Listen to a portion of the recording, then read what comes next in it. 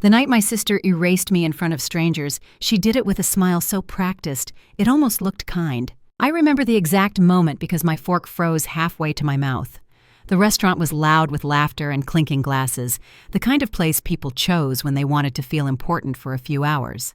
My sister Lila lifted her champagne flute and tilted her head toward me like I was an afterthought that had wandered into the frame. "Well," she said lightly, "someone had to take the practical path. Not all of us can build real careers." The table laughed, not cruelly, worse, comfortably. No one looked at me. Not my parents, not my brother. No one rushed in to soften it or pretend she hadn't meant exactly what she meant. I felt the old familiar sensation settle into my chest, the one I'd carried since childhood, being present but unnecessary, visible but irrelevant. They were celebrating Lila's engagement. White roses, linen napkins, soft lighting. A winter engagement dinner 2 weeks before Christmas. My mother had insisted on the date, said it made everything feel more meaningful. Family together, traditions, gratitude. I took a sip of water and tasted nothing. What none of them knew was that they were sitting in a place built on my decisions, my contracts, my risk, my sleepless nights. But I hadn't come there planning a reveal.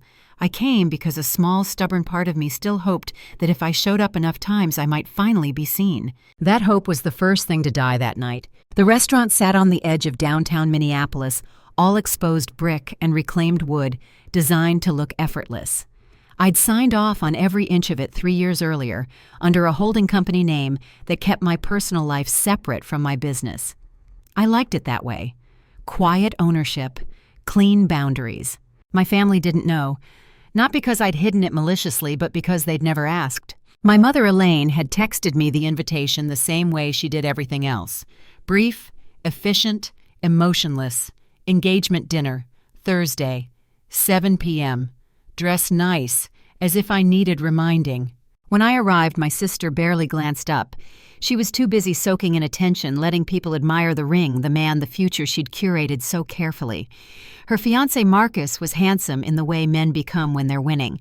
Good suit, confident posture, the kind of man my parents loved immediately because he reflected well on them. He shook my hand politely and forgot my name within seconds. Throughout dinner, conversation orbited Lila like gravity. Wedding plans, venues, guest lists. My mother chimed in with unsolicited advice. My father nodded at the right moments. My brother scrolled on his phone occasionally, laughing at something none of us could see. No one asked me anything. When they did mention my work, it was with the same tone people use when talking about a temporary inconvenience. "That thing you do. Still at that company. Must be tiring." I worked in operations, logistics, infrastructure. The kind of work no one noticed until it failed. I'd built systems that kept hospitals running during supply shortages, that kept food moving during storms. But in my family's eyes, it wasn't glamorous enough to count. Lila leaned closer during the main course, lowering her voice like she was doing me a favor. "You know," she said, "Marcus has friends who could help you find something more stable, something real." I smiled. The practiced one, the one I'd learned as a teenager when reacting only made things worse. "I'm good," I said. She patted my arm. "Of course you are." That was when the man at the next table leaned over and asked the question that cracked everything open. "Excuse me," he said, gesturing around. "Do you know if the owner is here tonight? I'd love to compliment them." Silence rippled outward. My mother looked confused. My sister frowned. My father glanced around as if expecting someone important to materialize. The server smiled politely. "She is," she said. "She's dining." The man followed her gaze. Straight to me. I didn't say a word. I didn't have to. The truth sat between us, heavy and undeniable. Lila's face drained of color. Marcus straightened. My mother's mouth opened, then closed. The moment stretched. Not dramatic, not cinematic, just uncomfortable enough to be unforgettable. I stood slowly, smoothing my napkin. My heart wasn't racing. It was steady, clear. "Yes," I said, "I'm the owner." No anger, no raised voice, just fact. My mother stared at me like she was seeing a stranger. "That's not funny," she said. "It's not a joke," I replied. The man nodded appreciatively. "Well done. This place is exceptional." Around us, conversations resumed. The world moved on. But at our table, everything had shifted. Lila laughed awkwardly. "You mean, you own this restaurant?" "And the distribution network behind it," I added. "And the company that manages the contracts." My father leaned back, stunned. My brother finally looked up from his phone. Marcus cleared his throat. I actually pitched an investment to a company like this last year. I met his eyes. You did, we declined. The silence this time was different. Not ignorance, recognition. I sat back down, my appetite gone but my posture straight. I hadn't planned revenge. I hadn't rehearsed this moment.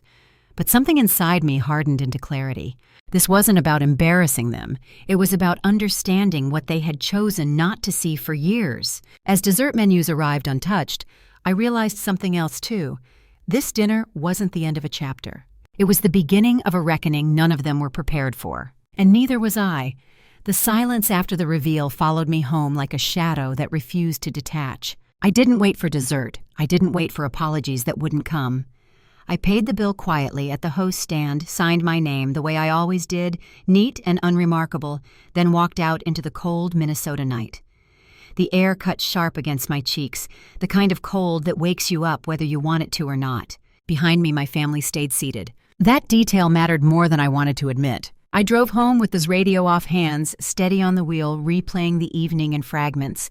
My sister's laugh when she thought she had the upper hand. My mother's confusion when the narrative broke. My father's silence heavier than words. I didn't feel victorious. I felt exposed, like I'd accidentally stepped out from behind a wall I hadn't realized I was hiding behind. By the time I reached my apartment, my phone was buzzing. A text from my brother first. Didn't know you owned the place. Congrats, I guess. Then my mother. We need to talk. You should have told us. I stared at the screen until it dimmed. You should have told us.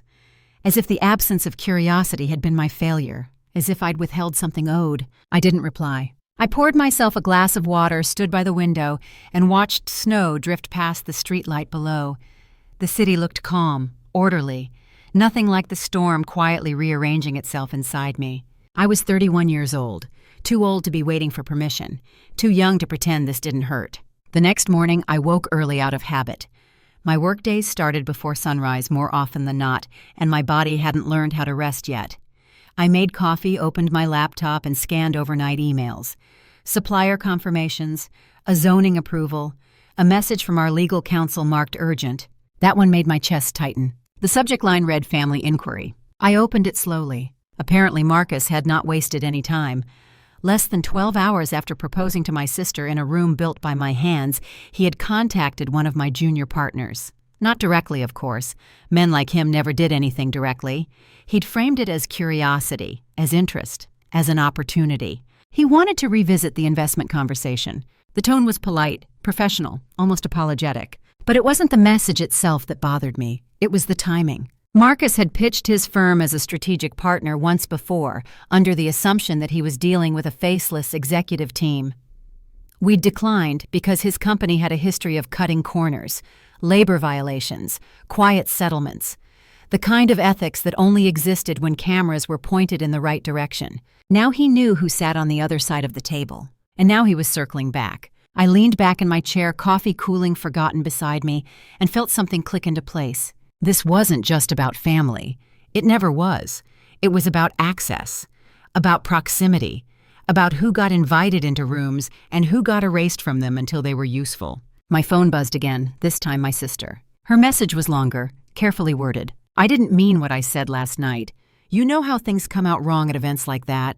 I'm proud of you. We should clear the air. Proud. The word felt foreign coming from her. I closed the message without responding and stood pacing the small kitchen. I knew my sister's patterns. She didn't apologize unless something was at risk, and right now something was. Her wedding, her image, her future. By noon the call started. My mother first, then my father. Both left voicemails. Both spoke in the careful, neutral tones they used when they didn't want to admit fault. We raised you better. We didn't know. You should have said something. Not once did either of them say we were wrong. I went into the office that afternoon needing the grounding routine of work. The building hummed with quiet competence.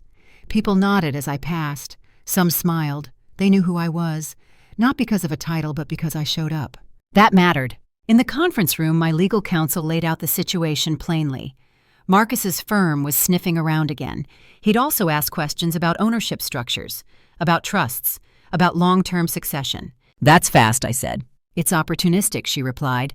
And risky, given the personal connection. I thought of my sister's ring flashing under restaurant lights, of my parents' sudden interest, of how quickly pride turned into entitlement. "No," I said finally, "we don't engage, not yet." She nodded, understood.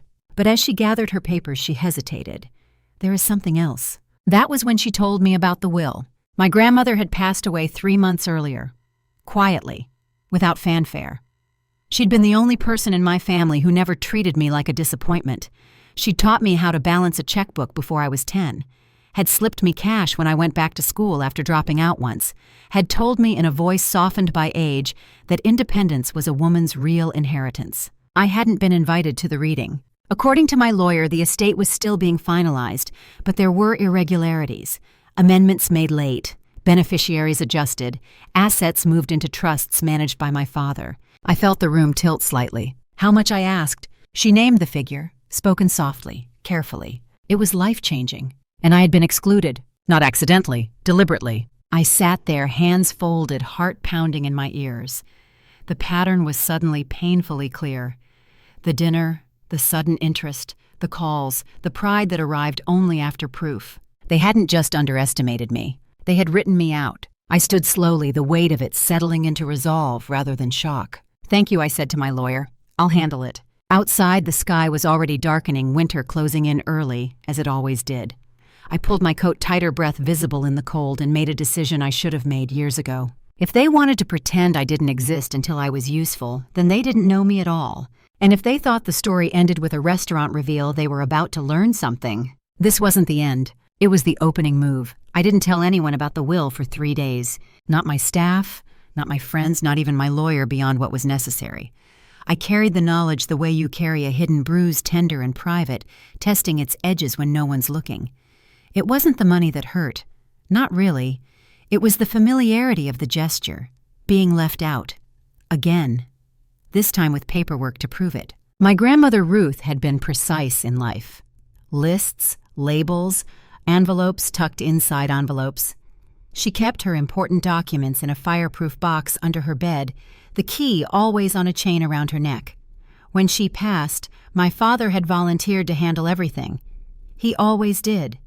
Control masquerading as responsibility. I remembered the last conversation Ruth and I had sitting at her small kitchen table, her hands wrapped around a mug of tea that had long gone cold. She asked me if I was still running my company alone. "Mostly," I said. She smiled, then slow and knowing. "Good.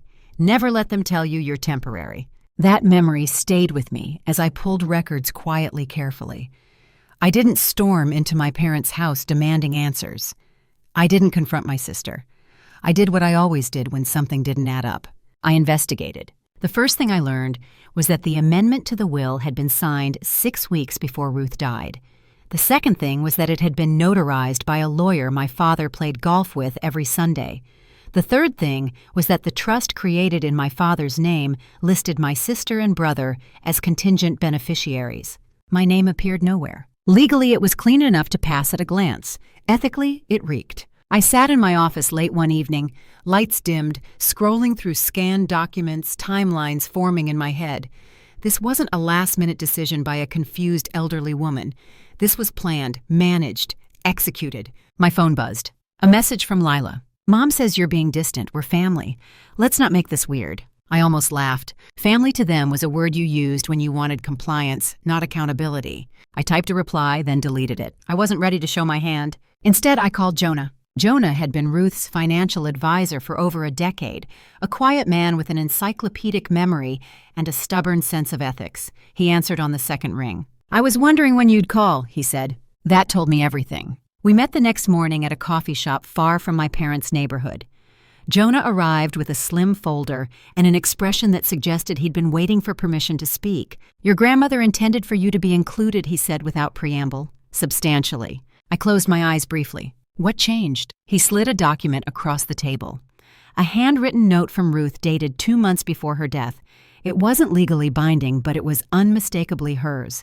The loops in her letters, the sharp underlines. It named me, explicitly, spoke of fairness, of recognizing work over entitlement. She told me she was worried, Jonah continued, said your father had been pressuring her, talking about keeping assets in the family, meaning his version of it. My jaw tightened. "Why didn't you stop it?" I asked, though I already knew the answer. "I tried," he said, But once she revoked my authority and transferred oversight to your father's attorney, my hands were tied. I sat back absorbing the weight of it. This wasn't just betrayal. It was manipulation of someone vulnerable, someone I loved. Jonah leaned forward. You have options, but they won't be clean. I met his gaze. They never are. That afternoon, I received an email from Marcus. Subject: opportunity to align. He wrote about synergies, about shared values, about family becoming family. He suggested a meeting, just the three of us. He framed it like a bridge. I saw it for what it was. He thought I was distracted, emotional, vulnerable. He thought wrong. I forwarded the email to my legal counsel with a single line. Log this. Then I did something that surprised even me. I went to my parents' house. It was early evening. Snow piled along the driveway. Lights on inside. Familiar comforting from the outside. I rang the bell and waited. My mother opened the door, her face registering relief before suspicion took over. Oh, she said, you came. I did, I replied. We sat in the living room where every family argument I could remember had happened. My father joined us, stiff-backed, already defensive. I didn't raise my voice, I didn't accuse, I asked questions. About Ruth, about the trust, about the changes. My father denied nothing, which was almost worse. He justified it, said it was practical, said I didn't need it, said my sister was starting a family, said it was easier this way. You're doing well, he said. Why stir trouble? I looked at him, really looked, and understood something that had taken me years to accept. They didn't see my success as mine, they saw it as excess. I wasn't stirring trouble, I said quietly. I was noticing patterns. My mother shifted uncomfortably. This isn't the time, she said. With the wedding coming up. There it was. Always the event, always the appearance. I stood smoothing my coat. I won't disrupt your plans, I said, but I will be asking questions. Formally. My father's expression hardened. You'd sue your own family. I met his eyes. You taught me to protect what's mine. I left before anyone could respond. In the car, hands gripping the steering wheel, I felt something settle. Not anger, clarity. They thought I'd back down, that I'd accept a smaller piece to keep the peace. They underestimated how much peace I'd already made with walking alone. By the time I reached home, my phone was lighting up again. A voicemail from Marcus. Another from my sister. Missed calls from my mother. I let them ring. I wasn't ready to confront them yet. But I was ready to prepare. Because revenge, I was learning, wasn't about shouting or humiliation. It was about timing. And mine had finally arrived. I spent the next week doing what I'd always done best when people underestimated me. I worked quietly. Outwardly, nothing changed. I showed up to meetings, signed off on contracts, approved expansion plans. Inside, I was mapping the fault lines of my family like an engineer studies stress fractures before a controlled demolition. The wedding date was set for early March, a Saturday. Of course it was. My mother loved symmetry. Lila loved spectacle. Together, they'd chosen a lakeside venue just outside the city, the kind of place that marketed itself as timeless and charged accordingly. I knew the venue well, not socially, professionally. My company handled their waste management contract. I hadn't connected the dots until the confirmation email crossed my desk late one evening. Venue name, event date, estimated guest count, special sustainability requests, my sister's name typed neatly in the notes field. I stared at the screen for a long moment. Then I smiled. This wasn't revenge yet, this was information. I forwarded the email to my operations director with no comment. Then I opened a new folder on my desktop and named it simply Documentation. Inside, I began collecting everything. Emails, voicemails, messages, contracts, timelines, not with the urgency of anger, but with the patience of someone who knew the long game mattered more than the moment. Marcus reached out again, this time with warmth layered thick enough to choke on. He suggested lunch, said he admired my drive, said he'd been impressed ever since he learned the truth, said family ties made partnerships stronger. I declined politely. My sister sent flowers to my office, white lilies, no card. My mother left another voicemail, her voice tight. This is getting out of hand, she said. People are starting to talk. I wondered which people she meant. Her friends. Her bridge group. The relatives she'd already told a version of the story that didn't include manipulation or exclusion. I didn't return the call. Instead, I met with Jonah again. He'd brought more than advice this time. He brought receipts. Bank transfers from my grandmother's account to a holding trust my father controlled. Documents showing pressure. Emails hinting at urgency. Nothing illegal on its own. Together, a picture that told a very clear story. Legally, Jonah said carefully, this would be difficult. Expensive. Public. I nodded. I know. But he continued, there are other levers. That was when he told me about the letter. My grandmother had written it in the final weeks of her life, addressed to me. Not mailed, not given, just sealed and placed in her box, likely assuming it would reach me eventually. It hadn't. Jonah slid the envelope across the table. My name was written in Ruth's careful hand. Seeing it felt like a hand on my shoulder. I didn't open it yet. What else? I asked. He hesitated. She suspected your father would try to rewrite the narrative after she was gone. She wanted safeguards, conversations, records. A knot tightened in my chest. Did she say anything about the wedding? Jonah's eyebrow lifted. Why? I exhaled slowly, because I think she knew where this was heading. I took the envelope home that night and placed it on my kitchen counter untouched. I needed to be steady before I read it. The next morning, I received a calendar invite from Marcus's assistant. Meeting, confidential, time flexible. I declined again. That afternoon, my brother stopped by unannounced. He looked uncomfortable standing in my doorway, hands in his jacket pockets like a teenager caught sneaking back inside. He hadn't been here in years. You look different, he said finally. So do you, I replied, stepping aside to let him in. We sat across from each other at my small dining table. He avoided my eyes at first, then blurted out, "They're worried." About me, I asked. About losing control, he corrected quietly. That surprised me. They didn't think you'd push back, he continued. They thought you'd just take it. I studied his face. He looked tired, older than he should. And what do you think? He shrugged. I think they made assumptions. About you, about what you'd accept. He hesitated, then added, I didn't know about the will. Not until after. That at least sounded true. Why are you here? I asked. He swallowed. Because I don't like how this ends. I leaned back. Then you should probably step aside. He frowned. You're planning something. Yes, I said simply. He sighed, rubbing his hands together. Just don't burn everything down. I met his gaze. I'm not the one who lit the match. After he left, I finally opened the envelope. Ruth's words were firm, but gentle. She wrote about fairness, about being proud of me, about seeing how I built without shortcuts, about knowing the family would never understand unless forced to confront the truth. She ended with a sentence that sat heavy in my chest. Sometimes the only way to be heard is to let the truth arrive without you. I folded the letter carefully and placed it back in the envelope. By the end of the week, I had made my decision. I wasn't going to contest the will, not directly. I wasn't going to expose them publicly, not yet. I was going to let them proceed exactly as planned. The wedding, the contracts, the investments, the image. And then at the precise moment when everything relied on my silence, I would remove it.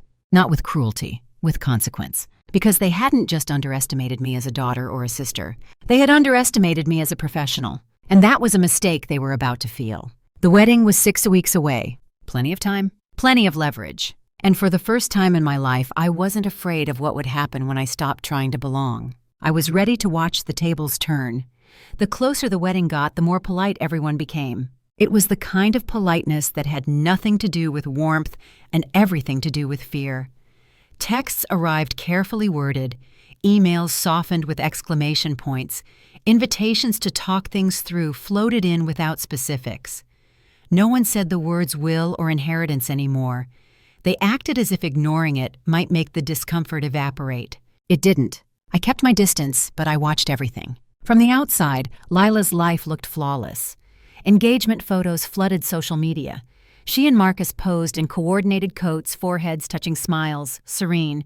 Comments poured in, power couple, goals, so proud of you both. What no one saw were the frantic calls to vendors, the quiet panic when contracts weren't returned as quickly as expected, the way Marcus's tone shifted from confident to tight whenever he thought no one was listening. I knew because my operations director started forwarding me updates. Nothing dramatic, just questions, requests, little clarifications. Could we confirm waste services coverage for the wedding weekend? Is there flexibility on delivery timelines? Who should we coordinate with for contingency planning? I told her to respond professionally, neutrally, as always. No favors, no shortcuts. Marcus tried again to reach me directly. This time he left a voicemail. Hey, he said too casually. I know things have been awkward, but I think we're all adults here. There's no reason personal stuff should interfere with business. Family's family, right? I deleted it. The problem with people like Marcus was that they believed proximity equaled power, that once they were close enough, everything softened in their favor. They didn't understand that distance could be far more dangerous. My mother invited me to lunch the following week. I almost declined. Almost. We met at a quiet cafe. She liked the kind with white tablecloths and muted conversations. She was already seated when I arrived, hands folded, posture immaculate. "You look well," she said. "So do you?" I replied, though she looked thinner, tighter. She didn't waste time. We've all been under a lot of stress. I stirred my coffee slowly, I imagine. She sighed. "Lila's wedding is coming up. This should be a happy time." I looked at her then, really looked. The lines around her eyes, the practiced composure. The woman who believed harmony was something you enforced, not built. "It could have been," I said. Her jaw tightened. "We didn't know how successful you were." "That's not the issue," I said evenly. She leaned forward. "Then what is—" I met her gaze. "You decided my worth based on what you understood. When you didn't understand me, you erased me." She flinched just slightly. "That's not fair," she said. "No," I agreed. "It's accurate." She reached for her cup, then stopped. "What do you want?" There it was, the real question. I thought of Ruth's letter, of Jonah's careful words, of the way my father had justified exclusion as practicality. "I want honesty," I said, "not damage control." She looked away. "Your father did what he thought was best." "For whom?" She didn't answer. When we parted, she hugged me briefly. The kind of hug meant to signal reconciliation without responsibility. I let it happen, then stepped back. Nothing had changed. The next day my lawyer called. Marcus's firm had filed preliminary paperwork for a new venture, sustainable logistics, green infrastructure, buzzwords stacked like bricks.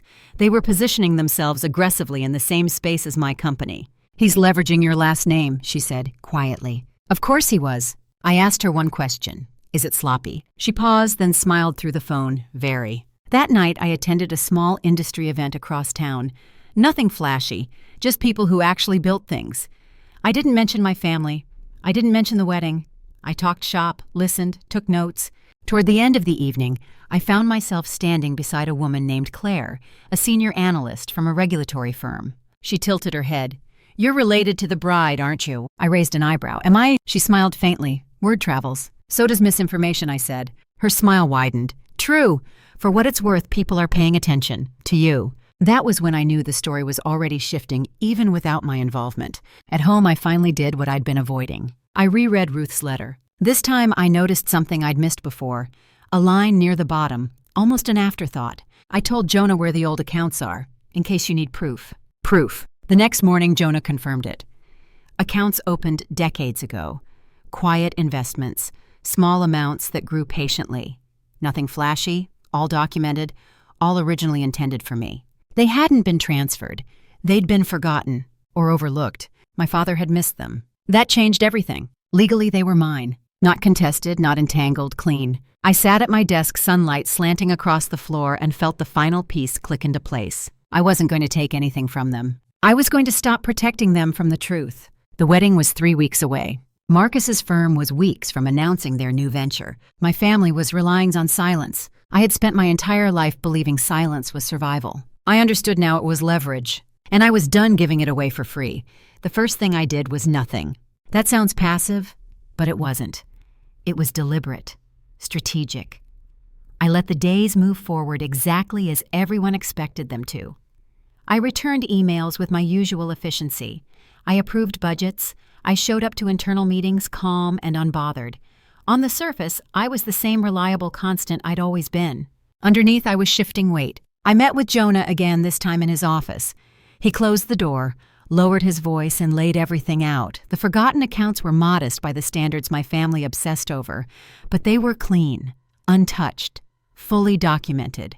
My grandmother had built them slowly, intentionally, and never mentioned them to anyone else. "She trusted you to find this," Jonah said. "I think she trusted you," I corrected. He smiled faintly. "Maybe both." We talked through options. None of them involved public confrontation. None of them involved courtroom drama. That wasn't where my advantage lay. My advantage was information timing and credibility. I had all three. I authorized Jonah to quietly consolidate the accounts under my name and reinvest them through my company's private arm. Nothing flashy, nothing that would trigger alerts, just alignment.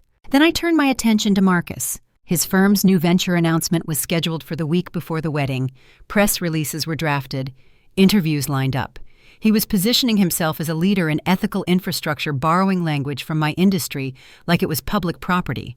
Except it wasn't. I asked my legal counsel to prepare a comparative analysis.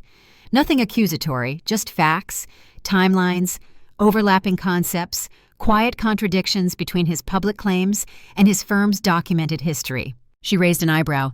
"You're not planning to release this, are you?" "Not directly," I said, "but I want it ready." I could feel the tension building now like pressure behind glass. My sister called late one evening. I almost didn't answer. Almost. "You've been avoiding me," she said without preamble. "I've been busy," I replied. She laughed nervously. "You always say that." There was a pause. Then softer. "Are you coming to the rehearsal dinner?" "Yes," I said. She exhaled. "Good. I want things to feel normal." I closed my eyes briefly. Normal for whom? She didn't answer that. After we hung up, I sat alone in the darkened living room and felt something unexpected surface. Not anger. Grief. For the version of my sister I'd once defended. For the family dinners where I thought if I just waited long enough, things would even out. For the years I'd mistaken endurance for loyalty. The rehearsal dinner was held at the same venue as the wedding. I arrived on time, dressed simply, hair pulled back. When I walked in, conversations dipped slightly, then resumed. People watched me now. That was new. Marcus greeted me first, all smiles and firm handshakes. He spoke loudly as if volume equaled confidence. "So glad you could make it," he said. "We should talk soon." "We should," I agreed. My parents hovered nearby. My mother looked tense. My father avoided my eyes. Dinner unfolded in polite fragments. Toasts. Laughter. Stories that painted Lila and Marcus as inevitable. Perfect. At one point, Marcus leaned in close. "I heard from a friend you're expanding east," he said casually. I sipped my wine. "News travels." He smiled. "Funny how aligned our interests are." I met his gaze. "Only if you think alignment is accidental." His smile faltered for half a second. Later, my brother cornered me near the bar. "This is getting dangerous," he whispered. "For whom?" I asked. "For everyone," he said. I looked around the room, at the curated joy, the careful smiles, the unspoken deals. "No," I said quietly. "It's getting honest." The night ended without incident. That too was intentional. 2 days later, Marcus's announcement went live. Headlines praised his vision, his commitment to sustainability, his firm's bold new direction. Within hours, industry insiders began asking questions. Not publicly, privately, quiet emails, side conversations, comparisons. By the end of the day, one of his biggest potential partners backed out. No explanation given, just a polite withdrawal. Marcus called me that night. This time there was no charm. "Did you do this?" he demanded. "I didn't do anything," I replied. "I let people look." He swore under his breath, "You're trying to sabotage me." I smiled to myself.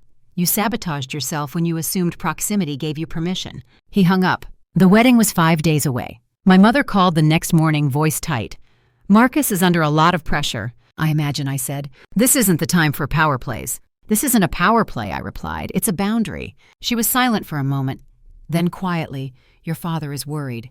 That made me laugh, softly. He should be. That afternoon, Jonah sent me one more message. "Your grandmother anticipated this." Attached was a scanned note written in Ruth's careful hand. "Let them reveal themselves. You'll know when to stop." I leaned back in my chair, the weight of it settling not as burden, but as permission. I wasn't out to destroy anyone. I was out to end the pattern. The wedding would go on, it always would. But the story my family told themselves about who held power, who mattered, and who could be erased was already unraveling. And this time I wasn't going to step in to save them from the consequences. I was going to let the truth stand exactly where it belonged, in the open. The morning of the wedding arrived gray and brittle, the sky stretched thin like it might crack if anyone asked too much of it. I woke before my alarm heart steady mind clear, in a way that felt unfamiliar. For the first time since all of this began, I wasn't bracing for impact. I wasn't rehearsing arguments or imagining confrontations. I knew exactly what would happen. Not every detail, but the shape of it, the direction. That certainty was calming. I dressed slowly, deliberately. A simple dark blue dress, structured but not severe. No statement jewelry, no softening touches. I wasn't there to perform reconciliation or rebellion. I was there to witness. The venue sat on the edge of a frozen lake, the water a dull sheet of steel beneath the pale sky. Guests were already arriving when I pulled in their breath visible as they laughed and clustered near the entrance. Winter weddings always had a strange energy, like people were daring joy to survive the cold. Inside, everything smelled like pine and citrus, white lights twined through bare branches. Lila's vision executed perfectly. I found my seat quietly. Third row, left side, not front, not hidden. People noticed me. I could feel it. The glances that lingered a fraction longer than polite. The whispers that stopped when I turned my head, the subtle recalibration of tone. Marcus stood near the altar, back straight, jaw tight. He looked composed, but I could see the strain. His firm's announcement had not gone as planned. 2 partners had backed out. A third was reassessing. He was still standing, but the ground beneath him wasn't as solid as he'd expected. When he saw me, his eyes flickered just once. The ceremony began. Lila walked down the aisle, radiant as she always was when the attention aligned just right. She didn't look at me. I didn't expect her to. Some people couldn't afford to see what complicated their reflection. The vows were heartfelt, carefully written, promises of partnership and growth and shared futures. I listened without cynicism. Love wasn't the enemy here. Assumption was. As they kissed and the room filled with applause, I clapped too. Not performative, not restrained, just present. At the reception, the mood shifted. Wine flowed, music softened edges. People relaxed into celebration. For a while, it felt almost normal. Almost. Marcus avoided me at first, then circled back when avoidance became impossible. "Can we talk?" he asked, voice low. I nodded, of course. We stepped aside near the windows overlooking the lake. The light had shifted, reflecting pale gold off the ice. "You've made your point," he said quietly. "There's no need to keep pushing." I studied him. The entitlement masked as reasonableness, the belief that confrontation was something he could negotiate away. "I'm not pushing," I said. "I'm standing still." His jaw tightened. "My firm is under scrutiny because of you." "Because of your records," I corrected. He exhaled sharply. "What do you want?" There it was again. The assumption that everything ended in a demand. "I want nothing from you," I said. "That's the part you're struggling with." He stared at me, searching for leverage, finding none. Across the room, my mother watched us, her smile strained. My father spoke animatedly with a guest, gesturing too much, laughing too loudly. My brother hovered near the bar, nursing a drink he didn't seem to enjoy. The speeches began. My father went first. He spoke about tradition, about legacy, about pride. His voice didn't waver, but his eyes avoided mine entirely. Then Marcus's partner took the microphone. He spoke about vision, about ethics, about the future of business. There was a murmur in the room, subtle but present. People were aware now. The words landed differently. Finally, Lila stood. She thanked everyone. She spoke about love, about family, about support. Then unexpectedly, she looked at me. "I want to thank my sister," she said, voice steady, "for always being independent." The word hung there sharp-edged. Polite applause followed. People didn't know what to do with it. I smiled, inclined my head. Let it pass. Dinner was served, conversations resumed, but something had shifted. People were asking different questions now, about my work, about my company, about my perspective. Not because I demanded it, because the narrative had cracked. Halfway through the meal, my mother approached me. "We need to talk," she said. I nodded and followed her into a quieter corner near the coat room. "This has gone far enough," she said, dropping the smile. "You're embarrassing your sister." "I'm not doing anything," I replied calmly. "I showed up." She shook her head. "You know what you're doing." "Yes," I said. "I'm not protecting lies anymore." Her eyes flashed. "Family doesn't do this to each other." "Family doesn't erase each other," I said. She went very still. "You could have come to us," she said quietly. "I did," I replied, "for years." She looked away. "What do you want now?" I thought of Ruth's letter, of the accounts, of the years I'd spent trying to earn space at a table that never set a place for me. "I want acknowledgement," I said. "Not in public, not for appearances, just the truth." She didn't answer. Later, as dessert was cleared and dancing began, Jonah appeared at my side. "Everything's ready," he said quietly. I nodded. "Thank you." At precisely 9:30, the email went out. Not to the press, not to family, to Marcus's board. A clean factual analysis of overlapping interests, ethical discrepancies, and governance risks. No accusations, no drama, just information they could no longer ignore. Within minutes, Marcus's phone lit up. He read the first message, then the second. His face drained of color. He looked at me across the room, panic replacing irritation. I met his gaze, held it. Then I turned away. By the end of the night, guests were saying their goodbyes, coats pulled tight against the cold. The music softened.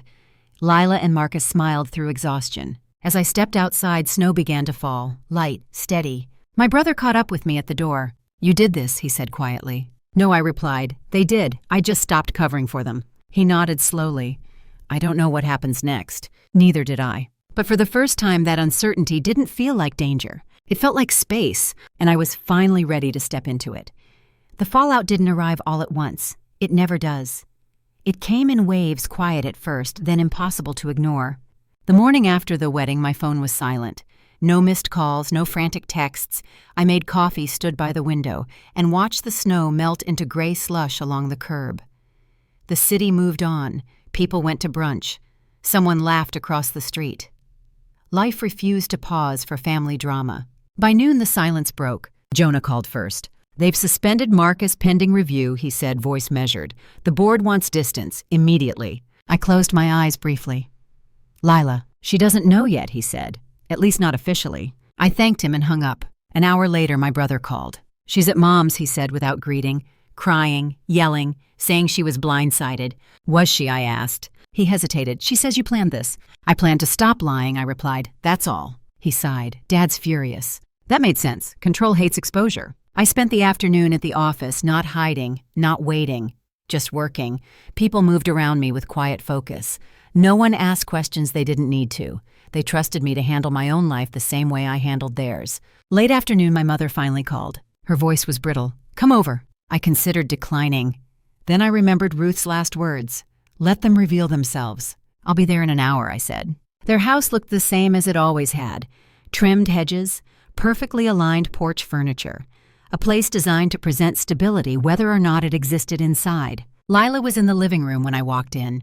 Shoes kicked off, makeup smudged. The image she'd curated for years stripped away by shock. She stood when she saw me. "How could you do this?" she demanded. I set my coat down slowly. "Do what?" "Ruined my marriage before it even started," she said, voice breaking. "You humiliated him." My father stepped in. "Enough," he snapped. "You knew exactly what would happen." I looked at him. "Did I?" "You went after Marcus because you're bitter," he said. "Because you weren't included." The words landed heavy and revealing. "I wasn't included because you decided I didn't count," I said calmly. My mother wrung her hands. "This didn't have to be so public." "It wasn't public," I replied. "It was professional." Lila laughed sharply. "Professional? You destroyed him." "No," I said. "I exposed him. There's a difference." She shook her head, pacing. "You always had to prove something. Always had to be difficult." I felt something loosen in my chest then. A knot I hadn't realized was still there. "I was never difficult," I said quietly. "I was inconvenient." Silence fell. My father's face darkened. "You think you're better than us now?" "No," I said. "I think I'm done being smaller so you can feel bigger." My mother looked between us, eyes shining. "What do you want from us?" she asked again, the question stripped of pretense now. I thought of the will, of Ruth's letter, of the years of quiet endurance. "I want you to say it," I said, out loud. My father crossed his arms. "Say what?" "That you excluded me," I said. "That you chose control over fairness." Lila scoffed. "This is insane." "It's simple," I replied. My mother swallowed. "We made choices," she said slowly, "based on what we thought was best." "For you," I said. She nodded barely. "Yes." I exhaled, not in relief, in release. "Thank you," I said. "That's all I needed." Lila stared at me. "You're just going to walk away?" I picked up my coat. "I already did. A long time ago. You just noticed." As I reached the door, my father spoke again. "You won't get anything," he said sharply. "Not from the estate, not from us." I turned back. "I'm not asking." Outside, the air felt colder, cleaner, like the first deep breath after a long illness. That evening, Marcus's name appeared in the news. Not headlines. Trade briefs. Quiet mentions of internal reviews and strategic pauses. The kind of language that signaled an ending without spectacle. Lila texted me late that night. "I don't know who you are anymore." I stared at the message for a long time before replying. "You never did." The days that followed were strange and steady. My parents stopped calling. My brother checked in once, then fell silent. Friends reached out cautiously, unsure which version of the story I was living in now. At work, momentum built. The forgotten accounts now fully mine allowed me to fund a pilot program I'd shelved years earlier. We launched it quietly. It worked better than projected. One afternoon, Jonah stopped by my office. "Your grandmother would be proud," he said. I nodded. She already was. That night, alone in my apartment, I reread her letter one last time. Not for guidance, for closure. I realized something then. Revenge hadn't been the point. Visibility hadn't been either. What I'd taken back was authorship. Of my work, my worth, my story. And once you reclaim that, no one can write you out again. Not even family. Especially not family. The quiet that followed wasn't peaceful. It was surgical. For the first time since the wedding, no one from my family reached out. No calls masked as concern. No texts pretending nothing had happened. Even my brother went silent. I didn't chase it.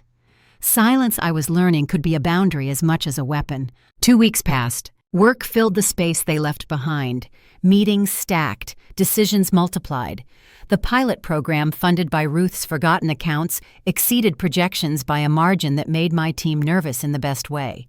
We were expanding into 3 new municipal partnerships, each one earned, not inherited. One afternoon, my legal counsel knocked on my office door with an expression that told me the quiet was about to break. "Your father filed a petition," she said. I didn't react. "For what?" "To consolidate remaining family assets," she replied, "and to formally exclude you from future claims." I let out a slow breath. "He's formalizing the erasure." "Yes," she said, "but he's late." She slid a document across my desk.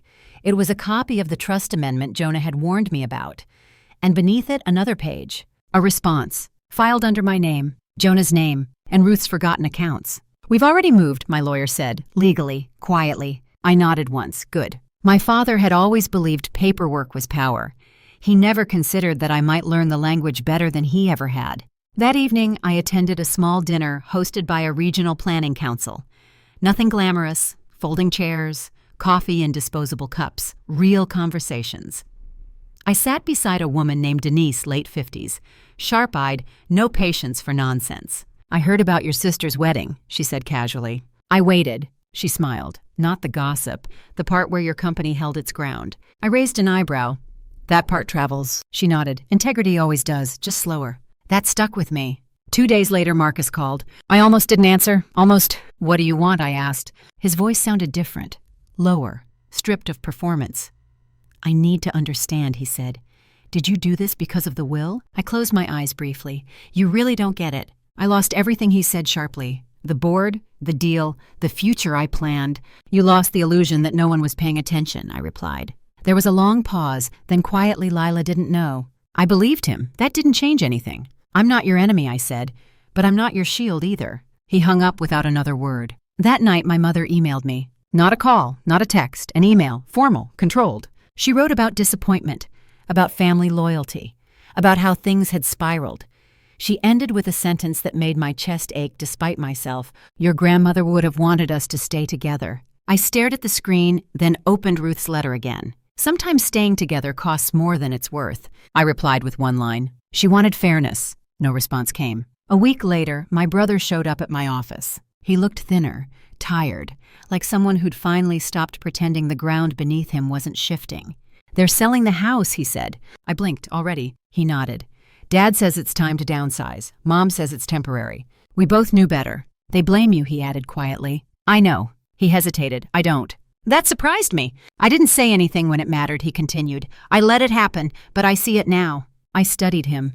The boy who used to follow me around then learned it was easier to stay quiet. "What do you want?" I asked gently. He swallowed, a chance not to repeat it. I nodded once, "Then start there." We didn't hug, we didn't promise anything, but something shifted. Not repair, recognition. After he left, I sat alone in my office as dusk settled. The city lights flickered on, one by one. I thought about the cost of all this. Not financial, emotional. The years lost trying to belong to a version of family that only existed if I stayed small. I thought about Ruth, about how she'd seen it coming, how she'd left breadcrumbs instead of instructions, trusting me to choose my own ending. The next morning, a courier delivered a small box. Inside was a single item. The engagement photo Lila had mailed to relatives returned unopened. My parents' address crossed out, mine handwritten beneath it. I stared at the smiling faces, the perfect frame, the future that no longer existed in the way it once had. I placed the photo face down in a drawer and closed it. That chapter was done. By the end of the month, my company was featured in a regional business journal. Not for scandal, for growth, for ethics, for building systems that lasted. The article quoted me once. "We don't build to be seen," I'd said. "We build so things don't fall apart when no one's looking." As I read it, I realized something important. They could keep their narratives. I had my work. I had my name. And for the first time, I wasn't carrying the weight of being misunderstood. I was carrying momentum, the kind that doesn't ask permission, the kind that doesn't look back, and the kind that changes everything quietly until one day people realize the world is different and can't quite remember when it happened. That was enough. More than enough. The first letter arrived on a Tuesday morning, slipped under my office door like something that didn't want to be seen. It wasn't legal. It wasn't threatening. It was handwritten, the ink pressed too hard into the paper, the words slightly slanted as if written in a hurry. It was from my mother, I recognized the handwriting immediately, the careful loops, the insistence on legibility as if clarity could substitute for honesty. I didn't open it right away. I set it on my desk and finished the meeting I was in, listening to a presentation about infrastructure resilience while my mind stayed steady and strangely calm. When the meeting ended and the room cleared, I sat alone and finally unfolded the page. She wrote about memory, about how she remembered me as a child, serious, quiet, capable. She wrote about how she hadn't understood my choices and how fear had filled the gaps where curiosity should have been. She didn't apologize outright. She circled the edges of it, naming regret without owning harm. At the end, she asked to meet. No conditions, no expectations. Just a request. I folded the letter carefully and placed it back in the envelope. I didn't feel angry. I didn't feel hopeful. I felt cautious. I told her yes. We met at a park near the river, one of the few places that felt neutral anymore. She arrived early. I arrived on time. That difference said more than words. She looked older, smaller, as if something structural had finally shifted inside her. We sat on opposite ends of a bench at first watching the water move. I didn't know how to reach you, she said finally. I kept my gaze on the river. You never tried to learn. She flinched, then nodded. That's fair. Silence settled between us, not tense, just real. I thought if I pushed you toward stability, you'd be safer, she said. I didn't realize how much strength you already had. I turned to look at her then. You saw what you wanted to see. She sighed. Your father is not handling this well. I know. He feels exposed, she said, like something was taken from him. I almost laughed but stopped myself. Imagine that. She pressed her lips together. He doesn't know how to exist without control. Neither did I said, until I did. She studied me quietly. Are you happy? The question surprised me. I considered it. Not the polished answer. The honest one. I'm grounded, I said. That's new. She nodded slowly as if filing that away. I can't fix everything, she said, but I want to stop pretending. That's a start, I replied. We didn't embrace. We didn't resolve years of harm in one conversation. But when we stood to leave, something had softened. Not trust, not yet, but recognition. A few days later, my father called. I let it go to voicemail. His message was brief, controlled. He said my name once. That alone was notable. He asked to talk. I didn't reply. Not because I was afraid, because I was done chasing closure from someone who only wanted control back. Instead, I focused on the future. The pilot program expanded. We hired 6 new staff members, all from communities historically overlooked. We didn't announce it with fanfare. We just did the work. One afternoon, Jonah visited my office again. Your grandmother's remaining accounts have matured, he said. Fully liquid now. I nodded. Good. Let's put them where they matter. He smiled. She would approve. That evening, my brother texted. Dad's stepping down from the board. That was unexpected. He followed with another message. Not because of you, because the world changed. I stared at the screen, then replied, It always does. The final twist came quietly. A letter from Marcus's former firm arrived addressed to me. Inside was a formal apology. Not emotional, not personal, corporate, but real. They acknowledged my earlier concerns, admitted oversight failures, confirmed they would be restructuring leadership. I placed the letter in a file and closed it. I didn't need vindication. I needed movement. Late one night, sitting alone in my apartment, I realized something had shifted inside me without my permission. I wasn't angry anymore. I wasn't even defensive. I was done. Done carrying the weight of other people's expectations. Done shrinking to keep peace. Done mistaking endurance for love. The next morning, I declined my father's meeting request. No explanation. No apology. Just a boundary. As the sun rose over the city, casting light across buildings my company helped sustain, I felt something settle into place. Not revenge, not forgiveness, freedom. And for the first time in my life, I knew that whatever came next, I would meet it on my own terms. Unwritten, unapologetic, unowned by anyone but me. The invitation arrived without ceremony. No embossed envelope, no formal tone, just a plain email from my mother sent early on a Sunday morning, the subject line reading simply, Dinner. I didn't open it for hours. By then I already knew what it would say. Neutral ground, just family, no pressure. The same language she'd used when she wanted reconciliation without accountability. But this time felt different, not hopeful, heavy. I forwarded it to no one. Not Jonah, not my lawyer, not my brother. I wanted to decide without witnesses. I wrote back one sentence. I will come, but I won't pretend. Her reply came minutes later. I understand. I didn't fully believe her, but I respected the attempt. The dinner was set for the following Friday. Not at their house, not at a restaurant meant to impress. A small place near the river, quiet. Unremarkable, the kind of spot you chose when you didn't want an audience. When I arrived, my parents were already seated. My mother stood first. She hesitated, then offered a careful hug. I accepted it briefly. My father remained seated. That too told me everything. We ordered. Water for all of us. No wine, no softening edges. The first few minutes were awkward but civil. Questions about work, about the weather, about nothing that mattered. Then my father cleared his throat. I stepped down, he said. I know, I replied. His jaw tightened. I didn't do it because I was wrong. There it was. I did it because I was tired, he continued. Tired of fighting a world that doesn't work the way it used to. I looked at him, really looked.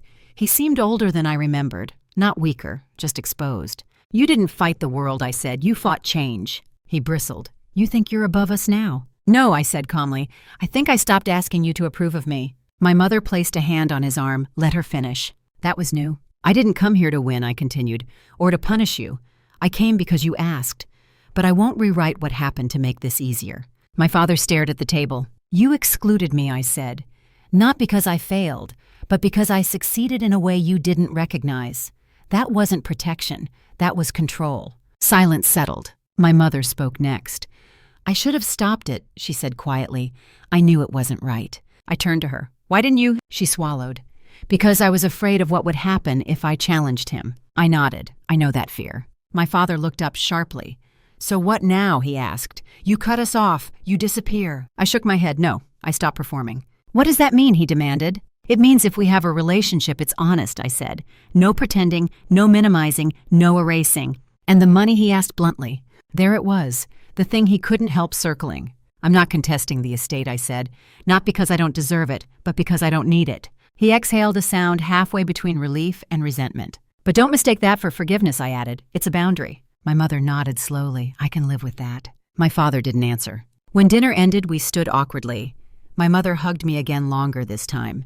My father nodded once. It wasn't reconciliation. It was reality. And for the first time, I didn't feel compelled to fix it. A week later, my brother invited me for coffee. Just us. He looked steadier than before, like someone who had finally chosen a direction instead of waiting for instructions. I told them I won't be part of pretending anymore, he said. I smiled faintly. How did that go? He laughed softly, poorly but necessary. We talked for hours. About childhood, about silence, about the ways we'd learned to survive differently in the same house. As we parted, he said something that stayed with me. I think you changed the rules just by refusing to play. Back at work, momentum continued to build.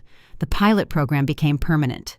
A new initiative launched quietly in 3 cities. We didn't brand it with my name. We didn't need to. One afternoon, a young woman on my team stopped by my office. I just wanted to say thank you, she said, for the way you lead. I waited. You don't make us small so you can feel big, she added. That matters. After she left, I sat alone and let the weight of that settle. This was the legacy I cared about. Not inheritance, not approval, but impact. That night, I stood on my balcony and looked out over the city. Lights blinking, systems humming, people moving through lives they hoped mattered. I thought of Ruth, of how she'd seen me long before anyone else did, of how she'd trusted me to finish the story without her. The hardest truth I'd learned wasn't about my family. It was about myself. I had spent years trying to earn belonging in rooms that benefited from my silence. Walking away hadn't made me lonely. It had made me whole. And tomorrow there was only one chapter left to write. The last conversation didn't happen in a dramatic room or under perfect lighting. It happened on an ordinary morning, the kind that used to terrify me because nothing distracted from the truth. I was in my office early, the building quiet, except for the hum of systems waking up. Coffee in hand, inbox half full. A normal day finally earned. My phone rang. It was my father. I watched it ring twice before answering. Hello, I said. There was a pause on the other end, longer than necessary. Then his voice lower than I remembered, less armored. I won't take much of your time, he said. That's good, I replied, not unkind, just clear. I've been thinking, he continued, about your grandmother. I said nothing. She trusted you, he said. I didn't want to see it. There it was, not an apology, but closer than I expected. You didn't want to see me, I said. There's a difference. He didn't argue. I built my life believing control was responsibility, he said slowly. I thought if I held everything tightly enough, nothing would fall apart. And did it, I asked. Silence, then a quiet breath. No. I leaned back in my chair, eyes on the city beyond the glass. Things fall apart when people aren't allowed to grow, I said. You taught me that without meaning to. I don't expect forgiveness, he said. I just wanted you to know. I see it now. I closed my eyes for a moment. Seeing it now doesn't change what happened, I said, but it does change what happens next. Another pause. I won't interfere, he said, with your work, your life. That's not a gift, I replied. That's respect. Yes, he said, that. When the call ended, I didn't feel relief or triumph. I felt something quieter.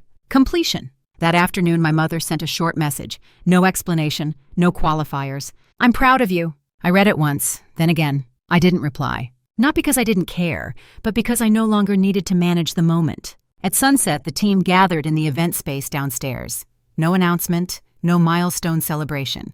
Just our monthly check-in chairs pulled into a loose circle, voices overlapping as people caught up. I watched them talk, argue gently, laugh, solve problems together. This was my table now. Not inherited, not granted, built. Later, after everyone left, I walked through the building alone. Past the conference room where decisions were made without ego. Past the break area where someone had left a mug in the sink, proof of a life being lived between deadlines. Past the windows that reflected a woman I finally recognized. I thought of the girl I used to be. Quiet, capable, always waiting for permission.